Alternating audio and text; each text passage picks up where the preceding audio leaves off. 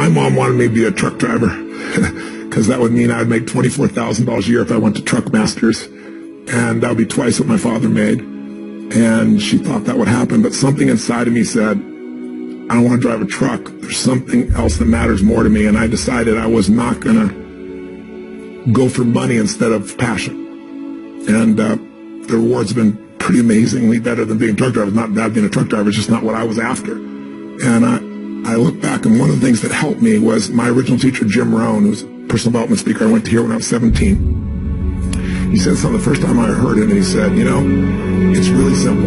If you want life to change, you got to change. If you want life to be better, you've got to get better. It's the only way it happens. And luck will show up for people and it'll leave them. But if you're constantly improving who you are and what you give, game over. When people ask me, what does it take to be happy? I always tell them one word: progress.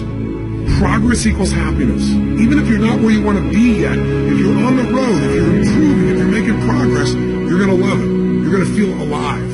On the other hand, it doesn't matter how successful you are. If you stop growing, you start dying inside. I've always had this belief. If you want to be successful at anything in life, never leave the sight of setting a goal without doing something that commits you to fulfillment. If you get, like, you're in state, right, when you do something. While you're in state, that's the time to commit yourself to something that makes you follow through. So I'd call somebody up, I'd schedule something, I'd lock in the next meeting, I'd sign up for the class, I'd enroll the guy who was going to mentor me, I'd set the meeting with a mastermind of people I met. I did something so that whatever I committed to, there was something when I went home that would pull me there. It's structured. This could be the greatest time you ever live if you control what you focus on, if you find a more empowering meaning, and if you decide to model the actions of those who succeeded before you. It can be the best financial time, the best emotional time, the best spiritual time of your life, but you better take control of your state. And if you think you're going to do it just by today, you're wrong. You're going to need to get yourself some rituals. Right now, every one of you in this room is controlled by your rituals. I don't just mean this one. I mean every morning you get up. I know your body. I can look at your body right now, and I can guess your rituals. Some of you, your rituals to work out 5 times a week, I can see it clearly. 4 to 6 times a week, it's obvious. Because you couldn't look like that if you didn't do that. Some form of workout. I don't care if it's walking, lifting, whatever. Some of you, it's obvious that lifting weights is part of it. You can see by that man's muscles. I know what his rituals are. Because your life comes from your rituals. If you don't develop the ritual, you're kidding yourself. How many agree with me on this? Raise your hand and say, I. And there are rituals that put you in state, and there are rituals that take you out of state. But if you've got what you know, that focus, the target, and you got the toolbox, and you're still not getting what you want, it's because you got inner conflicts. That's the third pillar. You've got to resolve your inner conflicts. Because that, as I try to explain to you, 80% of success in anything is your psychology, and 20% is the mechanics. So those inner conflicts are when you take 2 steps forward, you're told 3 steps back. Right? When you say, boy, I'm totally committed to this, but you don't follow through. This is my expertise, the why guy part. Why? Why do you keep saying you want this? You have crystal clarity, you have the tools, and you're still not getting it? There's a conflict in you. Align your life with what is most important to you. And then once you are in a position where you're aligned, guess what you'll do?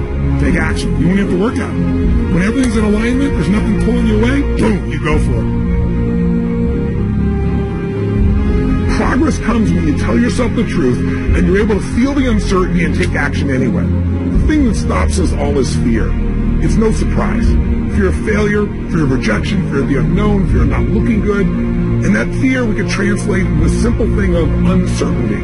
Now, when you look at someone who's incredibly successful, you look at someone who's truly a leader in their life or in their field, the one thing they have in common is they exude this sense of certainty. And where's that come from? Is it inborn? Are they lucky? Are things just going their way? No, great leaders know how to step in the uncertainty and bring the certainty to the situation. Most people in life, we really feel like the level of stress in our life comes to how much of life do you feel like you control, or how much does life control you? Do you tend to control more of what's going on, or events controlling you? It's very easy to have those events start to take control unless we take control of what's between our ears, our own mind. You see, what you and I focus on massively affects how we feel, whether we're thriving or surviving. If you focus on what you can't control, if If you focus on the past, if you focus on what's missing from your life constantly, that pattern of focus will make you frustrated, overwhelmed, depressed. It won't even matter if you're taking antidepressants. If you keep focusing on what you can't control, what's missing from your life, you're going to feel depressed still. You can take as many antidepressants as you want. Focus equals power. If you want to thrive, you got to focus on what you can control. You got to focus on the difference you can make. You got to focus on what's already in your life that you're grateful for. So you've got to find a story that's going to empower you to act. A story that's going to get you to find the breakthrough. Because otherwise, with a lousy story, you'll never find the strategy, or you'll come up with a reason why it's too expensive, you can't get there, you can't access it, or you'll even get the strategy and then half-assed apply it just so you can reward your story that says it doesn't work because I tried it. Resourcefulness is the ultimate resource. And if you don't have what you want, stop telling yourself the story because you don't have the money over time. That's bullshit. It's because you haven't committed yourself where you would burn your boats. If you want to take the fucking island, burn your fucking boats. And you will take the island because people, when they're going to either die or succeed, tend to succeed. But most of us give ourselves a way out, and that's why we don't have what we want.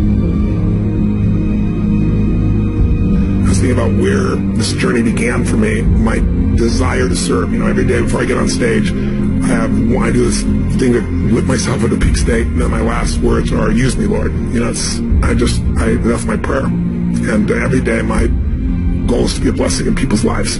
Just do more, give more, share more, create more. What you need will be there. It's like air. You don't stop to think about when you take a breath whether it'll be there or not. It's always going to be there. Yeah. You just got to do your part.